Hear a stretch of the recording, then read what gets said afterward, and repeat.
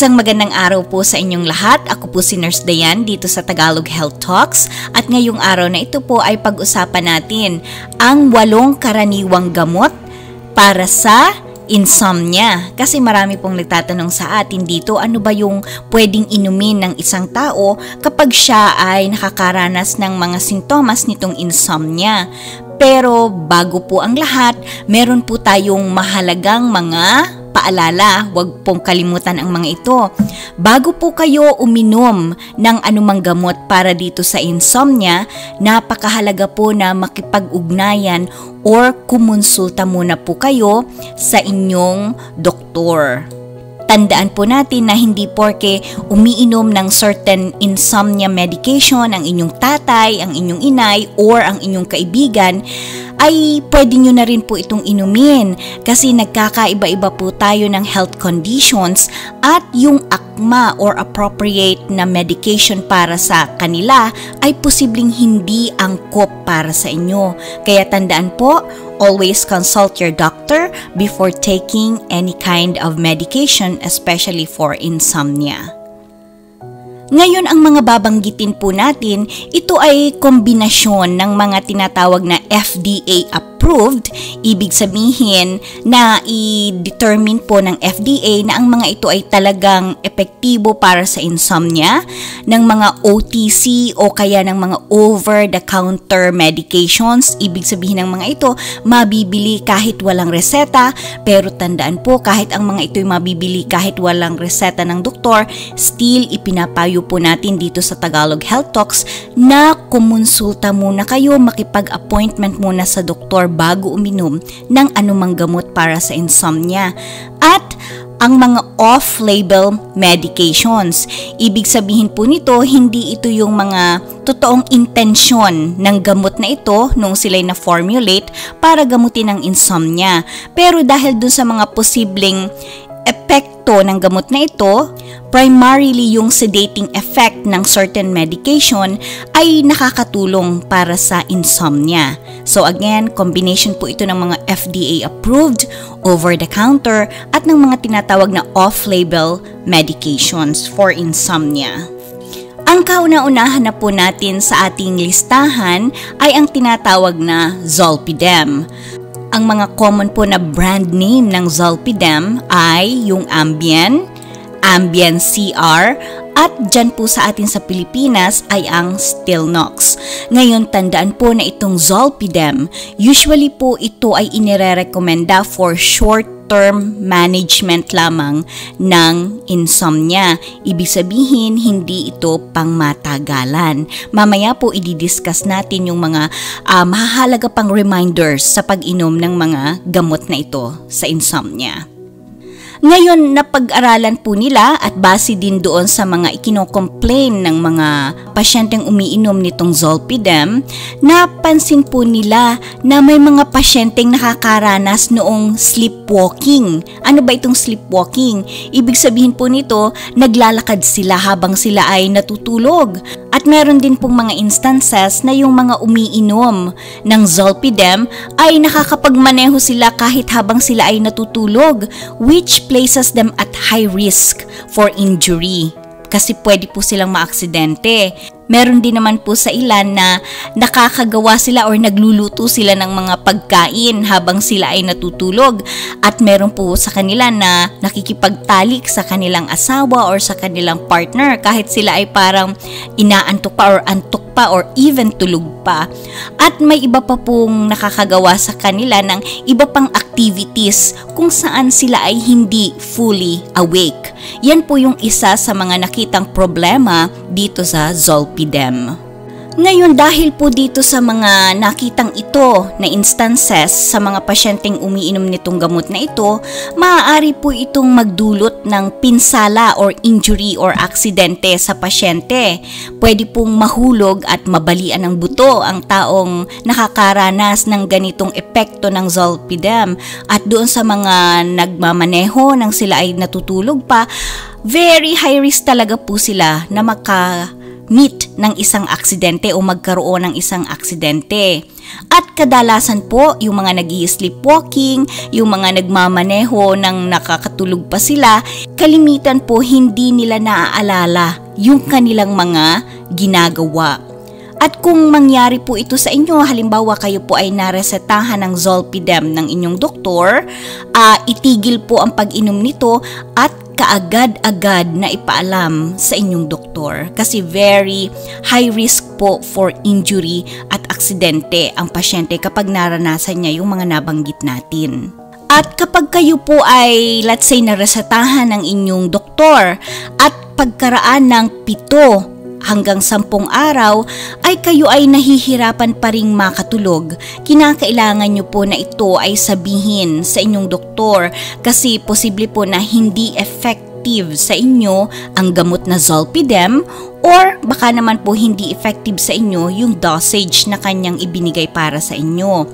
Ang Zolpidem din po, ito ay iniinom during bedtime, usually 30 minutes before kayo matulog. At ito pong Zolpidem, isang beses nyo lang ito iinumin sa gabi. Hindi po pwede na uminom kayo at 8 o'clock and then natulog kayo ng 8:30. And then in the middle of the night, 1 o'clock in the morning, nagising kayo, iti-take nyo ulit po ito. Hindi po ganoon ang tamang pag-inom ng Zolpidem. Kasi ina-advise po ng mga experts na itong Zolpidem ay isang beses lamang iinumin sa isang gabi. Sinasabi rin po na kailangang inumin itong Zolpidem on empty stomach. Ibig sabihin, yung walang laman ng inyong tiyan.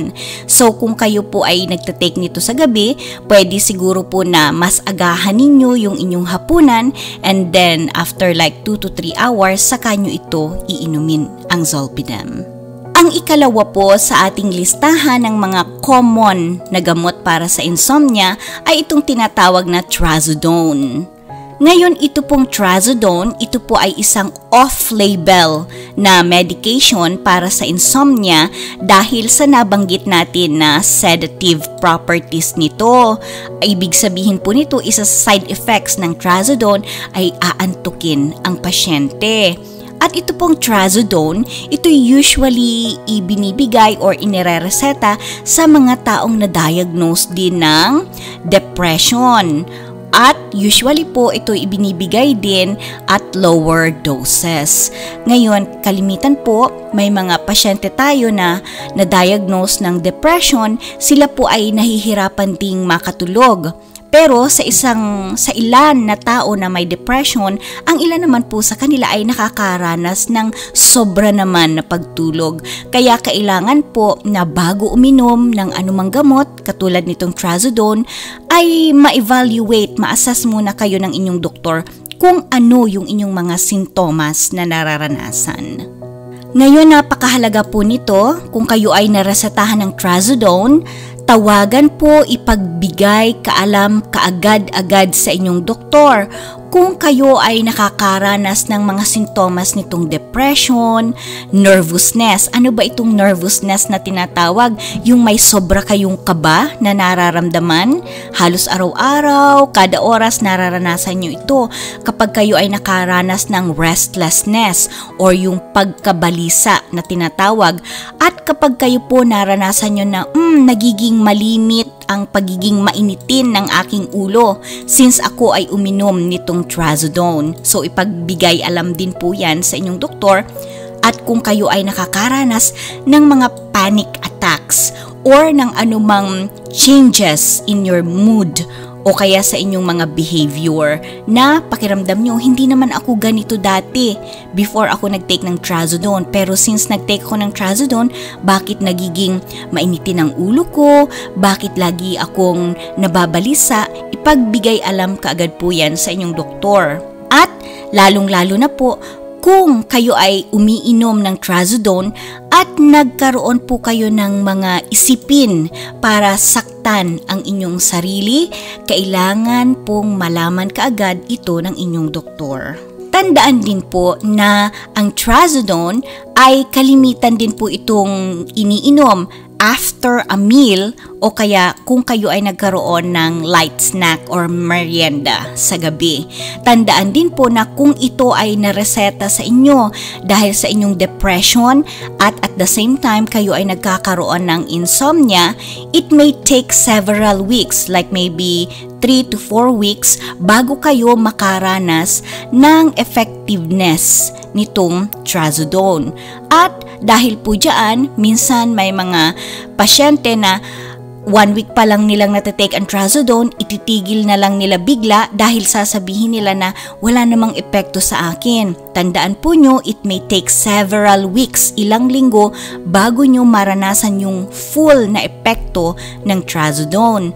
At sa pag-take po nito, huwag basta-basta ititigil ang pag-inom ng trazodone nang hindi nyo isinasangguni sa inyong doktor.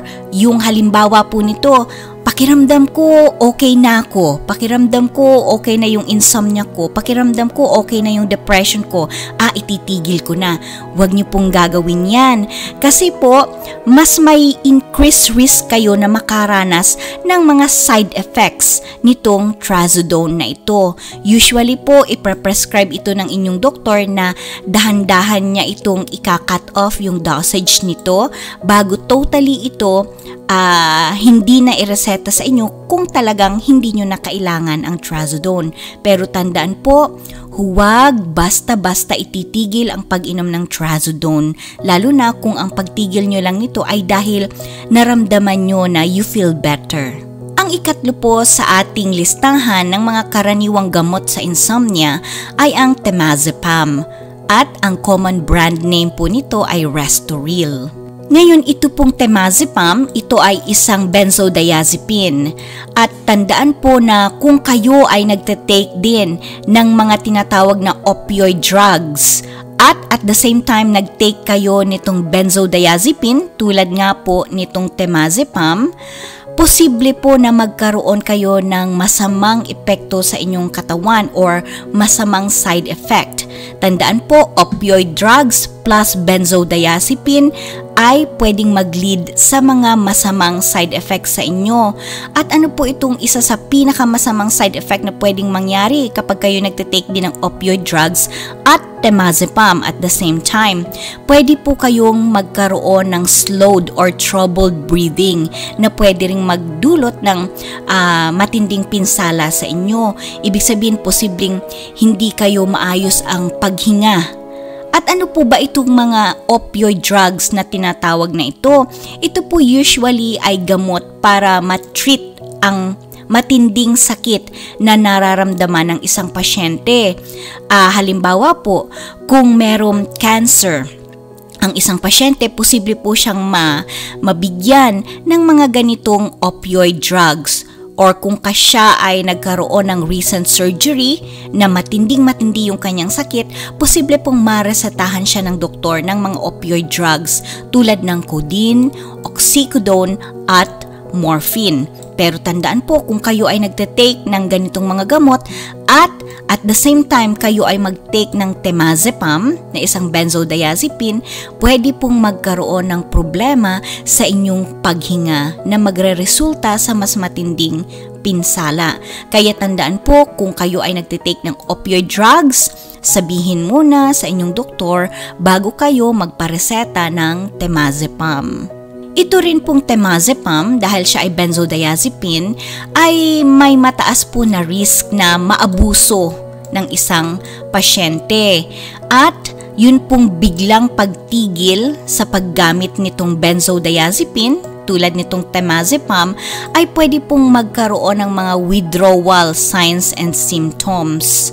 At the same time, yung risk of dependence nga po at withdrawal ay mas tataas din kapag kayo ay mas matagal nang gumagamit nitong temazepam. Kaya alam nyo po, dito sa US, napansin ko po even in my workplace, hindi na masyadong nai-prescribe itong mga temazepam and zolpidem. Mas common po yung ibang gamot para sa insomnia. Ngayon, Dito pa rin po sa temazepam, napakahalaga po na sundin na mabuti ang instructions or payo ng inyong doktor. At kung kayo po ay nakaranas ng alinman sa mga sumusunod, kinakailangan po na kayo ay magpunta sa ospital at ipagbigay alam kaagad sa inyong doktor. Ano po ba itong mga sintomas na kailangan ma-alerto kayo at kailangang ipagbigay alam kaagad sa inyong doktor? Ang una na po dito ay kapag kayo ay nahihirapan na kontrolin yung galaw ng inyong katawan. Let's say kayo po ay naglalakad, pakiramdam nyo parang bigla kayong nahirapan ng maglakad since kayo ay uminom ng temazepam. Kung kayo ay nakakaranas ng seizures na hindi naman nyo nararanasan before, kung kayo ay nagkakaroon ng mga bago or lumalala yung inyong mga behavior and mood na associated sa depression o kaya yung associated sa mga kaisipan para saktan nyo ang inyong sarili or saktan nyo yung ibang tao. Kung kayo po ay nakakaranas ng hallucination, ibig sabihin po ng hallucination, kayo ay nakakakita or nakakarinig ng mga bagay na wala naman doon sa inyong paligid. Kung kayo po ay pakiramdam ninyo, kayo ay nalo-lost in contact with reality. Kung pakiramdam nyo po masyado kayong nagiging hyperactive, masyado kayong galaw ng galaw or masyado kayong imik ng imik naman or salita ng salita at iba pa pong masamang epekto. Kung kayo po ay may naranasan na biglang changes sa inyong behavior, sa inyong mood na noon naman ay hindi nyo nararanasan, ipagbigay alam kaagad po sa inyong doktor. Ngayon, in terms of withdrawal signs naman po, ang mga ito po ay pwedeng tumagal ng ilang linggo up to 12 months. Kinakailangang sabihin niyo po sa inyong doktor kung kayo ay nakakaranas nitong mga withdrawal signs na ito. Halimbawa, kung kayo ay nakakaranas ng anxiety, kung kayo ay nagkakaroon ng problema sa inyong memorya, kung nahihirapan kayong matuto or naapektuhan yung inyong learning process at nahihirapan kayong mag-concentrate sa mga bagay-bagay, kung kayo ay nahihirapang makatulog, kung kayo ay nakakaranas ng mga burning or pamamanhid o kaya yung tingling sensation sa inyong katawan, kung kayo ay nakakaranas ng panghihina, kung kayo ay nakakaranas ng shaking, parang nangangatal po kayo ng mga muscle twitching, at kung kayo po ay may naririnig na umuugong sa inyong tenga at iba pang masamang epekto na bigla nyo na lamang naranasan. Ang ikaapat po sa ating common na gamot sa insomnia ay itong melatonin. Sa isang video po natin sa Tagalog Health Talks na discuss natin ang melatonin. At ito pong melatonin, ito ay isang dietary supplement. Common po ito na over-the-counter medication sa US, pero sa ibang bansa, sa Europa, maaari pong nangangailangan ito ng prescription o reseta ng inyong doktor. Ngayon, ang isa po sa problema sa pag-inom sa melatonin, lalo dito sa Amerika, napag-alaman po nila na yung mga melatonin na ibinebenta sa merkado, sa pharmacy, ay either may masyadong mababa or mataas na dosage kumpara doon sa naka-indicate sa label ng melatonin. At ang ilan pa po dito ay may iba pang additional substances tulad ng serotonin. So yan po ang isa sa problema sa mga over-the-counter medications kasi hindi ito well-regulated masyado. Kaya yung ibang manufacturers, it's either sobra or mababa yung kanilang dosage at may inilalahok sila na ibang mga substances dito sa melatonin. Kaya mag-ingat din po at makipag-ugnayan lagi sa inyong doktor to make sure na tama yung inyong iniinom. Ngayon, ang ilan po sa side effects ng melatonin, although ang mga ito ay hindi well-established na mga pag-aaral, sinasabi po ng mga pasyente At inire-report nila na ang mga kalimitang side effects ng melatonin ay nagkakaroon sila ng mga vivid dreams and nightmares. Pag sinabi po nating mga vivid dreams and nightmares, pakiramdam nila na yung napanaginipan nila, yung dream nila ay totoong-totoo. Nakakaranas din po ang ilan sa kanila ng pagkahilo at sobrang antukin sila in the morning. Nakakaranas ang ilan po sa kanila ng pagsakit ng ulo, headache, at nakakaranas po ang ilan sa kanila ng short-term feelings of depression. Meron po na nakakaranas ng irritability at stomach cramps.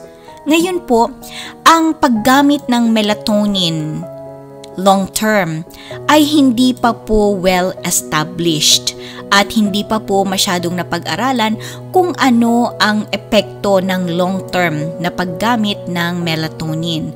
Kaya't lagi pong kumonsulta sa inyong doktor para ma-monitor kung ito po ba ay effective or hindi effective para sa inyo. Ngayon may mga pag-aaral din po na itong melatonin ay nakakatulong lamang para makatulog kaagad ang pasyente, pero hindi po siya ganoon ka-epektibo for sleep maintenance. Ibig sabihin, kapag uminom ng melatonin ang pasyente, posible na mabilis kaagad siyang makatulog, pero posible din naman na magising siya in the middle of the night at mahirapan pa rin siyang makabalik sa kanyang pagtulog. So, minsan po hindi siya ganoon ka-effective for sleep maintenance. At sinasabi din po dito na maliit na porsyento lamang or maliit na oras lamang yung nadadagdag actually sa total sleep time ng isang pasyente na umiinom ng melatonin. Ang ika-6 po sa ating listahan ay ang mirtazapine. Ang common na brand names po ng mirtazapine ay Remeron or Menelat. Meron pong Menelat dito sa atin sa Pilipinas, pero tandaan po wala tayong ine-endorse na anumang gamot at lagi pong kumonsulta muna sa inyong doktor bago uminom ng anumang medication. Ito pong mirtazapine, katulad ng trazodone, ay isang antidepressant na may sedating properties. Kalimitan din po itong inirereseta sa mga pasyenteng may depression at the same time ay nakakaranas ng mga sintomas ng insomnia. Ngayon, ang mga kalimitan na side effects ng mirtazapine ay yung sobra namang pagiging antukin. Even in the morning, sobra yung gana nila sa pagkain. Kaya alam nyo po dito sa aming workplace dito sa US, meron kaming ilang pasyente na kapag sila ay naglo-lose weight, unintentional weight loss, binibigyan po sila or nireresetahan ng mirtazapine para gumana yung kanilang appetite, para gumana sila sa kanilang pagkain. At isang side effect din po nito ang weight gain, kasi syempre gagana ang kanyang pagkain. Meron din pong ilan na nakakaranas ng pagkahilo. At sa pailan-ilan po meron ding nakakaranas ng impairment in judgment sa kanilang pag-isip at sa kanilang motor skills. Ang ika-7 po sa ating karaniwang gamot sa insomnia ay ang quetiapine. Ngayon, ang quetiapine po ito ay isang antipsychotic. At ito po ay usually ipinaprescribe sa mga pasyenteng na-diagnose ng schizophrenia or bipolar disorder na at the same time sila ay nakakaranas din ng insomnia.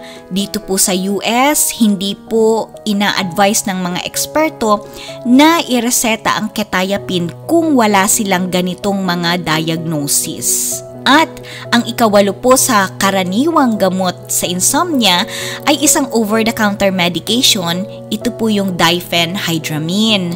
At ang common po na brand name ng diphenhydramine ay itong tinatawag na Benadryl. Ngayon, ang problema po dito sa diphenhydramine, nakakaranas ang ilang pasyente ng tolerance. Kapag po sila nakaranas ng tolerance dito sa gamot na Benadryl or sa diphenhydramine, ang tendency po nila ay dagdagan yung dosage or yung amount na iniinom nila para ma-maintain nila yung sedating effects. So over time, pag masyado po kayong nasanay dito sa diphenhydramine, may risk po na dagdagan nyo ng dagdagan yung dosage para kayo ay makatulog, pero ito po ay isang risky behavior at hindi dapat gawin. Ngayon, sobra nating pinapaalala na makipag-ugnayan muna po or kumonsulta kanino sa inyong doktor bago kayo uminom ng anumang gamot para sa insomnia. Hindi po natin dapat gayanin lamang yung inireseta sa isang pasyente, halimbawa sa inyong tatay or nanay, and then iinumin nyo rin yun. Hindi po yun safe practice. So always consult your doctor first.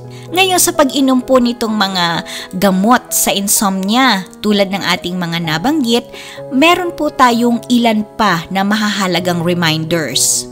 Number 1, sundin mabuti ang instructions ng inyong doktor kung paano ito iinumin.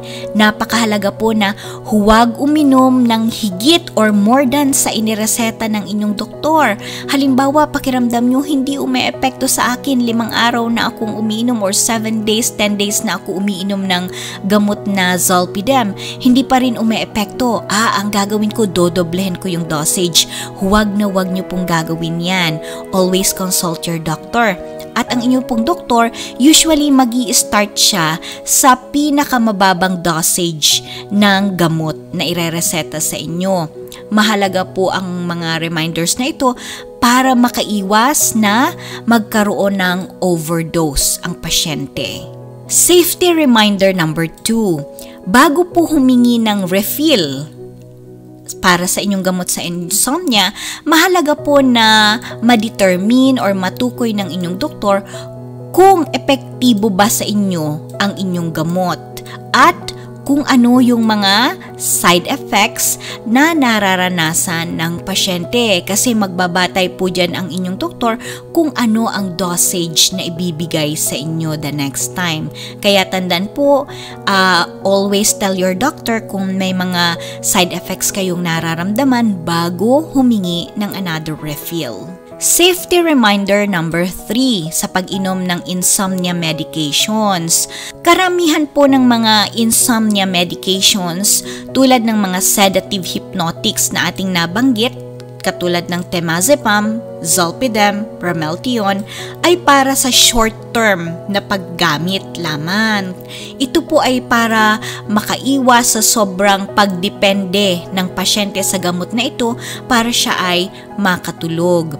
Kapag ito po ay ginamit ng pangmatagalan or long-term, maaari po na mangailangan ng mas mataas na dosage ang pasyente over time sa paglipas ng panahon para maranasan niya ang epekto ng gamot. Kaya kalimitan po itong mga sedative hypnotics, ibinibigay din po ito as needed lamang at hindi everyday. Pero may tendency po kasi ang ilang pasyente na maabuso itong mga gamot na ito. Safety reminder number 4. Iwasan ang pag-inom ng alak kapag kayo po ay umiinom ng iniresetang insomnia medications. Bakit?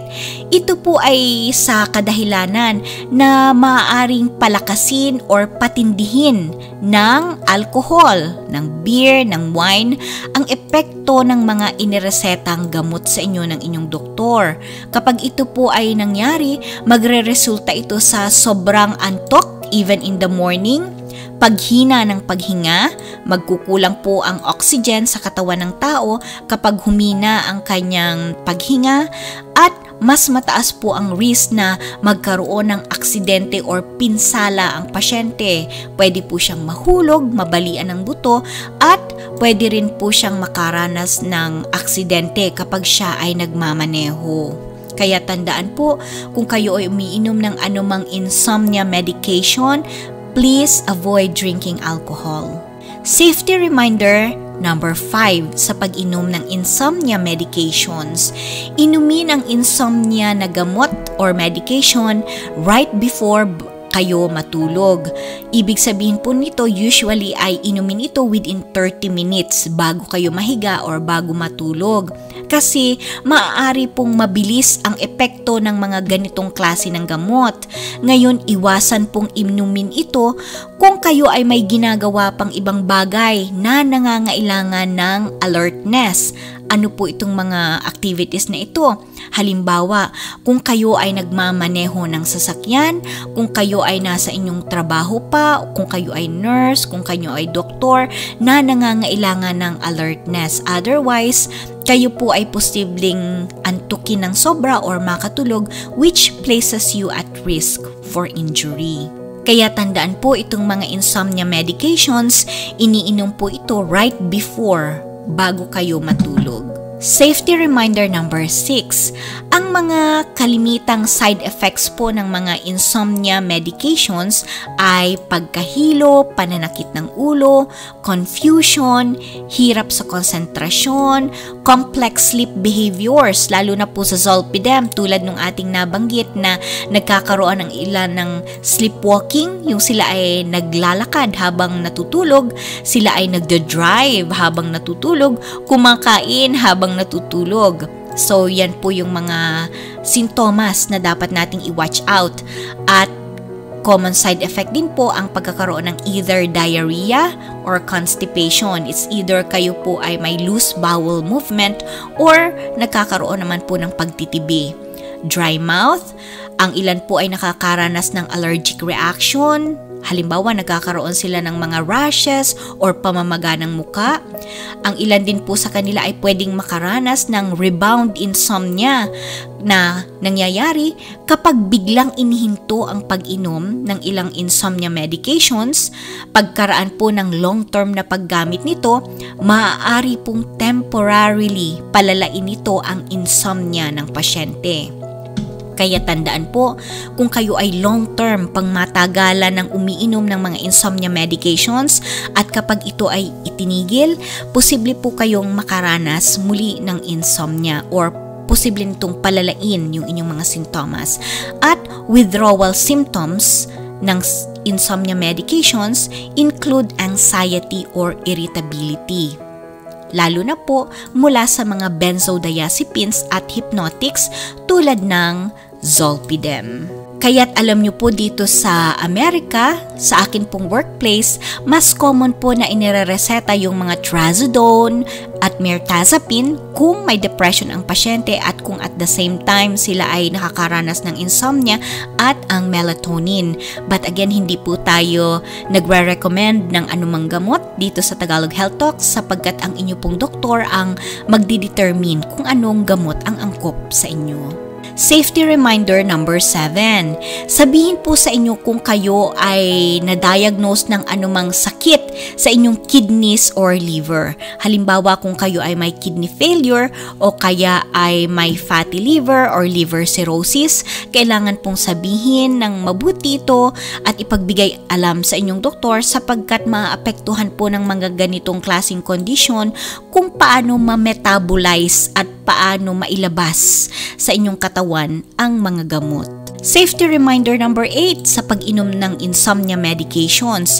Sabihin din po sa inyong doktor kung kayo ay na-diagnose ng depression upang ma-monitor kayo ng mabuti sapagkat nabanggit po natin ang ilan sa mga side effects din nitong mga medication na ito ay yung kaisipan na sasaktan nyo ang inyong sarili, kaya't mahalaga po na ma-monitor kayong mabuti ng inyong doktor. Safety reminder number 9, inumin ang gamot para sa insomnia kung kayo ay siguradong makakatulog ng at least 7 to 8 hours upang maiwasan na makaranas kayo ng pagkahilo at impaired coordination the following day.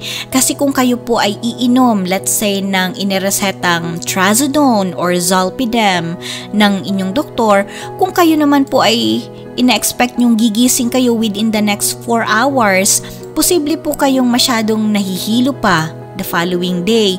Kaya't kailangan po na kung kayo ay iinom ng anumang insomnia medication, make sure na kayo ay magkakaroon ng tsansa na makatulog ng 7 to 8 hours of uninterrupted sleep. At muli po, ako ay nagpapasalamat, si Nurse Dayan, sa inyong pakikinig sa ating health lectures dito sa Tagalog Health Talks, at sana po ito ay naging kapaki-pakinabang sa ating lahat. Muli po, like and subscribe kung gusto nyo pa pong makapanood pa at makapakinig ng iba pang Tagalog Health Lectures. Salamat po! Tagalog Health Talks.